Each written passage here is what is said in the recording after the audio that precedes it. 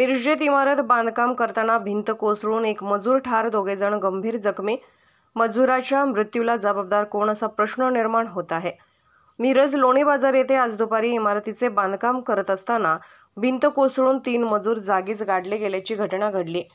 यावेळी नागरिकांनी या जखमी मजुरांना मलब्यातून बाहेर काढून मिरज शासकीय रुग्णालयात उपचारासाठी दाखल केले। या दुर्घटनेमध्ये गंभीर जखमी झालेला एक बांधकाम मजूर जागीच ठार झाला आहे, तर 2 जण गंभीर जखमी झाले आहेत। लोणी बाजार येथील राजू चूग यांच्या जागेत योगिता कन्स्ट्रक्शन यांचे 4 मजली इमारतीचे बांधकाम सुरू आहे।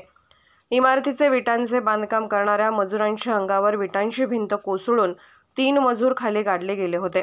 त्यामध्ये धोंडीराम लांडगे राहणार मिरज, सिद्धांना पुजारी राहणार खाजाबस्ती मिरज हे दोघे गंभीर जखमी झाले आहेत, तर तमन्ना कांबळे राहणार कागवाड हा भिंत कोसळल्याने जागीच ठार झाला आहे। योगिता कन्स्ट्रक्शनच्या धोकादायक बांधकामामुळे आज एका मजुराचा दुर्दैवी मृत्यू झाला आहे।